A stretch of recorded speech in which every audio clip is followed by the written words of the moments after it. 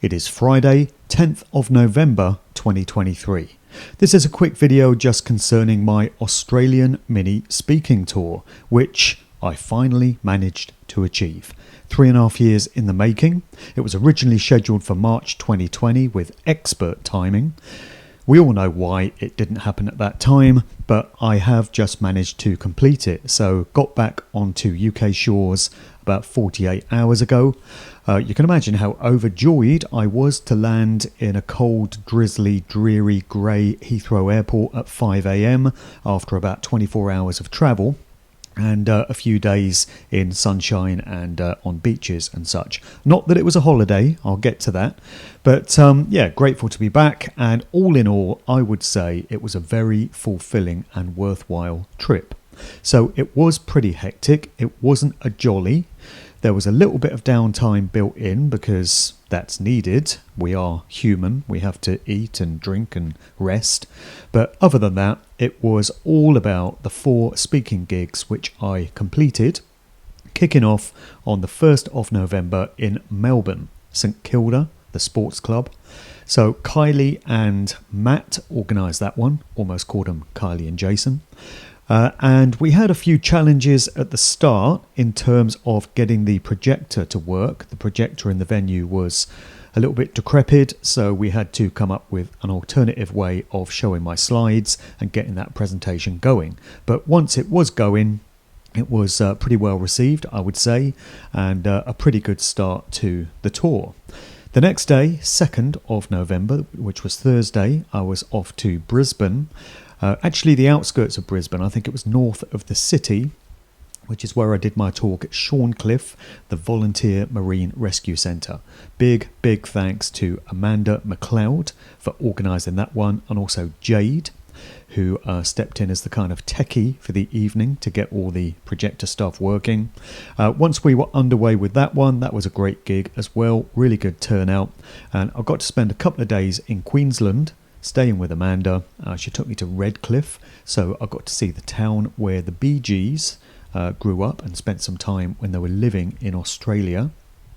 There's specifically a sort of alleyway called Bee Gees Way, which is dedicated to them, and it's got statues of them and quotes and pictures and all that sort of stuff. So that was quite interesting. We also went to Bribie Island, which was great. I got to have a bit of a swim in the ocean there. That was a nice warm day, so lots of fun time spent in Queensland. Then on Saturday, the 4th of November, it was down to Sydney. And that was an early morning flight. A bit of stress because the original flight was cancelled. I was supposed to fly at 7:35, got to the airport, flight not operating. So I had to buy myself a new flight leaving at 8:30, which got me there just in time for the gig. That kicked off at 1 o'clock. So this one was at a regular meetup group put together by Marie, and this was a sort of UFO research group, but they go into all kinds of conspiratorial stuff as well. So really great gig, and this one was filmed. Big thanks to Paul for doing a great job on capturing the whole thing. I really feel that I was on point in Sydney. I really feel that I delivered the information in quite an impactful way. The crowd, many of their jaws were hitting the floor at certain points, and you could hear a pin drop as they were concentrating on the information. So very happy with how that gig turned out. I'm working on getting the footage posted to my video platforms as soon as possible. I've had a few issues downloading the file purely because it's such high quality that it's a massive file and it's taken ages to download with my internet connection. But as soon as I sort that issue out, that gig will be going up on my BitChute, Odyssey and Rumble. I don't go much on its chances of lasting too long on YouTube, so it'll just have to be a little teaser snippet up on there. So then later on Saturday evening, we stayed in Club Burwood, the venue. I was actually there for about 12 hours in the end. And it was absolutely great to link up with my good friend DJ D, female turntablist. I've known her for many years, so I did 6 DJing trips to Australia between 2003 and 2009. and hooked up with DJ D on each of these. Great to see her again. It was 14 years since we last linked up, and we had a really good laugh and a great time Saturday evening. Big shout to Sky hanging out with us as well, and everyone else that I met in Sydney. Then on Sunday, 5th of November, it was all the way across to Perth. That's a sort of 4-hour flight, but at least it shaved a little bit of time off the eventual flight home. So this gig was in Fremantle, actually, which is like a suburb of Perth, North Fremantle. Big shout to Greg Maybury for putting that one together. Also Damo and Lauren for their help. And great to meet up with Andrew Hughes of 8 News. He interviewed me the other week. So we hung out and had a good chat and went for a couple of beers together. And also to Robin from Courage is the Cure. Great to meet her as well. She interviewed me the other week. So really great crowd in WA. Big shout to Dan Munro as well, who used to be based in the UK. And anyone that's read Musical Truth 2 might have seen the essay, the contribution from Dan, all about Prince in that book. So good to meet up with him. He's relocated to Australia. So on the Monday, I had a little bit of downtime, went to Cottesloe Beach, which is another awesome beach just north of Fremantle. Had another swim in the ocean there. That was a beautiful warm day. Little bit of stress getting back on Monday night, actually, because the flight that I'd booked with Malaysia Airlines was leaving at 2:25 in the morning. Nice and convenient. Great, a flight that leaves at 2 in the morning, said nobody ever. So I'd made the mistake of booking that flight for the 6th of November, and in my mind that was Monday night. But actually 2:25 a.m. was of course the early hours of that morning. So by the time I got to the airport, my flight had gone about 24 hours earlier. So bit of a panic. I ended up having to go back into Perth City, find myself a hotel at very short notice, which I got into at about 2 a.m. Not many hotels available. It was a bit stressful. A taxi driver helped me out in finding a place. Then first thing in the morning, I was back onto the airlines to try and figure out how I was going to get my ass home. So I ended up booking a new flight with, first of all, Qantas and then British Airways. And this involved about 24 hours of travel. Hot-tailed it back to Perth Airport for about midday. So 5.5 hours to Singapore, then a 6-hour layover in Singapore Airport. By this point, the jet lag was absolutely killing me. It had really started to kick in and all I wanted to do was sleep. But eventually got on the long-ass flight home, and that was the absolutely punishing bone crusher of 14 hours and 50 minutes to Heathrow. It's a flight that just feels like it's never, ever going to end. Eventually it did. So, yeah, a few stresses there getting home, but evidently I made it. And I'm very happy that we managed to secure this tour in the end. So big thanks to all the organisers involved. Big thanks, of course, to everyone for coming along and attending. The information seemed to go down well in every venue. I mean, I was very grateful that this trip was able to take place because there was a period in 2020 where I was convinced that I was never going to be able to travel internationally again. I'm sure many other people felt that way. There was a window of opportunity which I saw this year when the requirement for the old Britney Spears was removed and I was able to get my ass in and out of the country. No hassle getting in, got out again okay as well. Very grateful for that. I think one of the reasons that we have these freedoms back, which were never anyone else's to take in the first place, is simply down to the resistance and the pushback that has been experienced by the would-be controllers, particularly from the people of Australia and particularly in Melbourne in that outrageously tyrannical state under Daniel Andrews. I think because of the level of pushback that was seen, things are much better than they should have been according to the plan. So very grateful that's taken place. Long may that spirit of resistance continue. Also, a big thanks to everyone who contributed to the crowdfunder that I did at the very start of all this to try and cover some of my costs. Your support was very much appreciated and went to good use. So I've come back to a very busy period. It never really ends.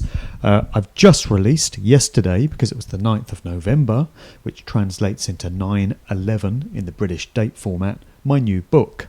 Here it is. It's called The Gift and the Curse. It's another truth fiction novel. And it's the follow-up, of course, to The Cause and the Cure. This one is set in 2001.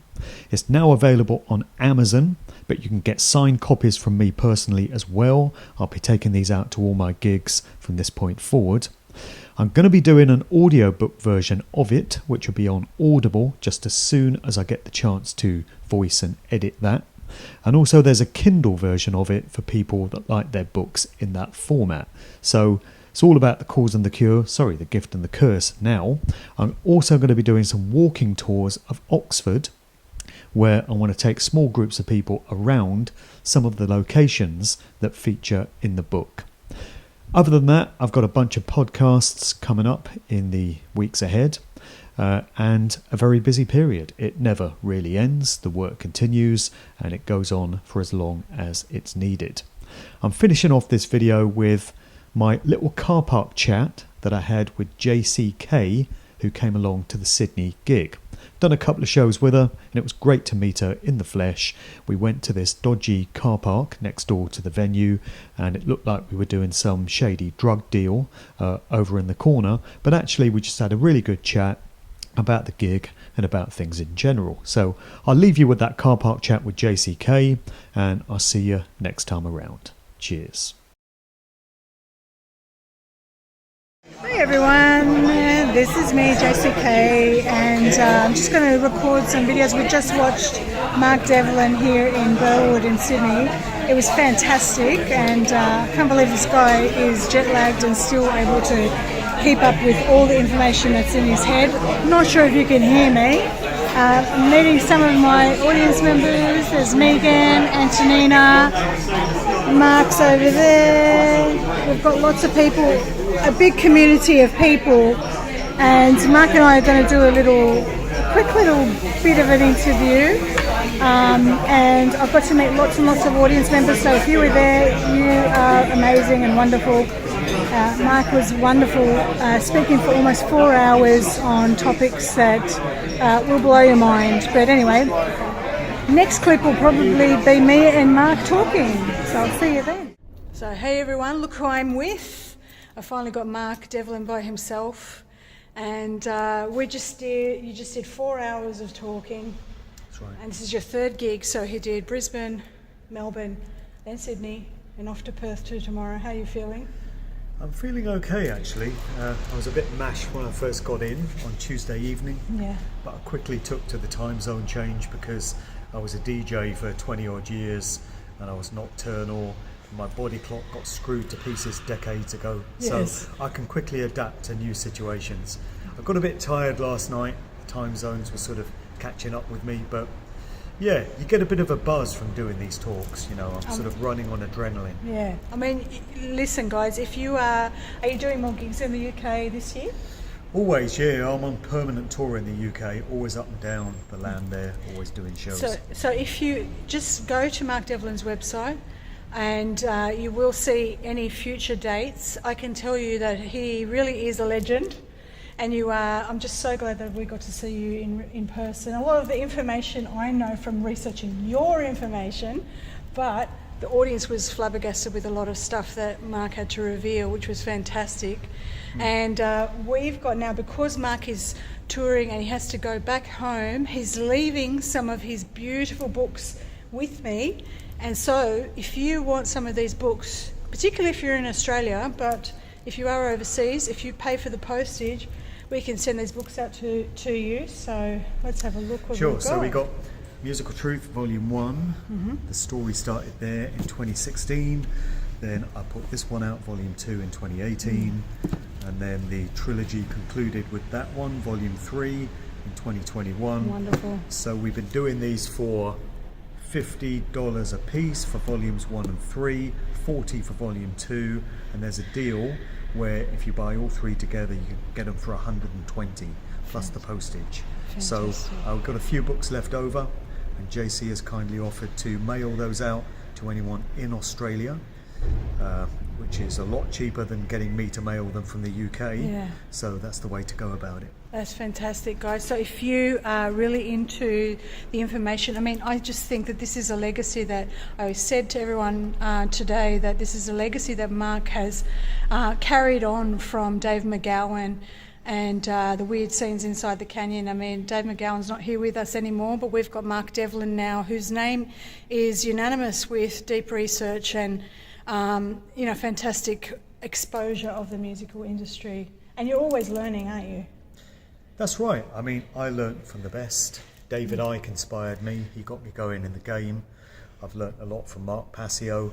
I learnt a lot about public speaking from those two guys, actually, because they do all-day lectures, and I've attended those, and they're just incredible public speakers, and they've inspired me in what I do. And this is my full-time job now. It's all that I do.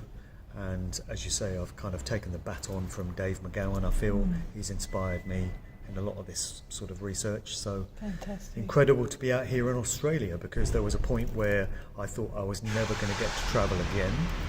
I thought that's it now. Yeah. So I saw a window of opportunity to get out here this year when they removed the need for the old Britney Spears. Yeah. So we got it done, got it in. I'm just so glad that I got to see you. I was supposed to see you in 2020.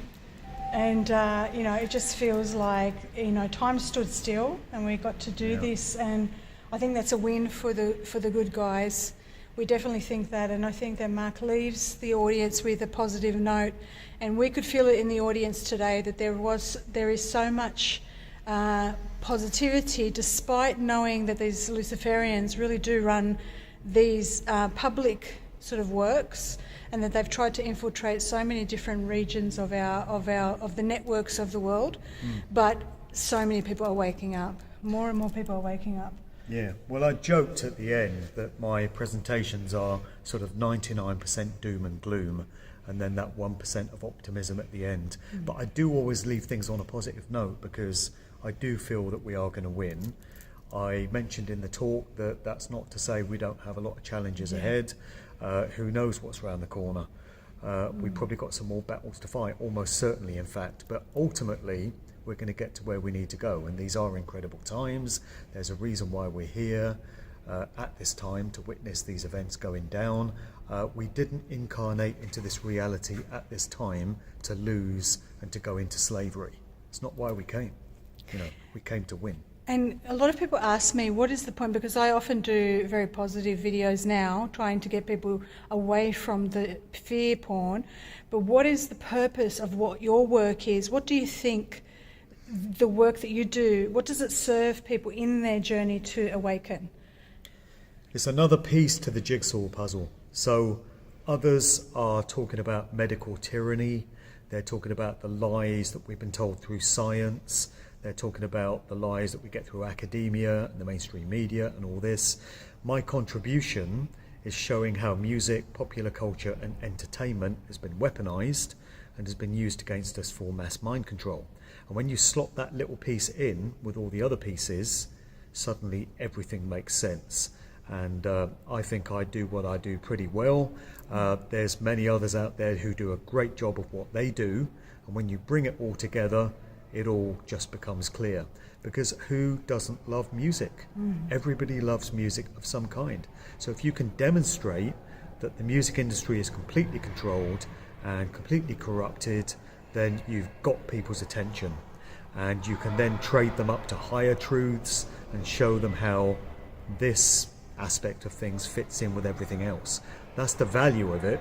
I don't really see anybody else doing this full time out there. No. It appears to be a responsibility that's fallen on my shoulders, and I do it gladly because I don't know what else I would be doing in life otherwise. Well, you know, as I was listening to you, we're getting a bit of noise here. As I was listening to you in your show today, it inspired me to do the video that I had intended to do, which was about Jeff Buckley and his death. and hopefully I can do as much justice to the research that I've found as, you know, to the level that you're at with the research. I watched carefully how you laid everything out, how you explained everything, and if I could do and contribute just that piece of information, maybe that would inspire other people to then, you know, further investigate things, and then, you know, we will just be sharing this information, you know, with all of us across the board. I think there's some things we can learn from a lot of other researchers as well. Oh, definitely. I've learnt a lot myself from other researchers, and I see what I do as paying it forward. And it actually astounds me sometimes, the amount of people that come to me and they say, your work has woken me up, you've changed my life. It's got to be in the tens of thousands, maybe even hundreds of thousands. That's very humbling to me. I remember when I got started, I was looking at what David Icke was doing, and I was thinking, if I could reach only a fraction of the people that this man has, I'll be doing well. And I've clearly achieved that. And if I can do that, I'm just one guy, just a regular dude. If I can do that, other people can do it as well. I'm just so glad that you're here. I'm glad I got to meet you, Mark. And, you know, do you feel more sort of buoyed by, when you do these things, do you feel more motivated to continue on and not give up when you do this and you meet the real people? Yeah, I never would give up now, no matter what the reception would be. But yeah, these events are great when I get a reaction such as I got today in Sydney, because I've learned how to read crowds. I was a DJ, and you learn how to read a dance floor, and if your tunes aren't working, you know you have to fix up and get those people back on the dance floor. And today I was looking out at the crowd, and sometimes you think, oh, they're getting a bit restless, they're getting a bit bored. And today, no, their jaws were on the floor, they were lapping up every word, and I was like, I've got them. I could feel it. Like, I was sort of towards the back because we got caught up in traffic, but I was looking around, and I mean, I was listening intently, and I can feel the crowd, and I can tell you that every single person was listening. There was no restless people. They were Nobody was looking at their watches today. Yeah, no, it was great. It was so good to see you, Mark. Is there anything else you want to leave everyone with? This guy works so hard, and I just want you to know that you need to support these amazing people with their work, and you know, this is his bread and butter. So these incredible books, pay them, you know, buy them, purchase them. We don't know, you know, how long these are going to be in print. We don't know if they're going to be banned. We don't know if there's some. Just get a hold of them. Contact me. You can email me. I'll put the link below, and I'll give you an estimate of how much it will cost. And then we'll be able to transfer this directly to Mark so that he gets, you know, he gets the cut of all this hard work that he's done. I'm just so proud of you. Honestly, I was like cheering you on. I'm like, yes, this is your calling, mate. It's just my rightful path. Yes, you know, it is. I'm up there in front of these crowds, and it just feels completely natural to me, because this is what I'm meant to be doing. Yeah. So, I'll be doing it for as long as the job needs doing, because it's not like anyone else is going to employ me anymore, is it? I'm completely unemployable. So we have to support this kind of work, okay? I would love to have you back on the show. And I don't want to work in McDonald's. No. I really don't. Or an Uber driver. You want to do Uber driving again? I've done that. No, not again. Thank you, Mark. Thank you so much. I love these books. Can't wait to get this out there to everybody. And thank you for coming to Australia. No worries. I would love to come back more often. I know. Who knows what's around the corner? Smaller world. I know. Well, see you, everyone. Yeah, I got in. As long as I get out again, it's all good. It's all good. Just one more day to go. One more day. A couple more days to go. Yep. All right. See you guys, everybody. All right. We'll have Mark back on the show. Hopefully it won't get banned. We live in hope. See you. Bye.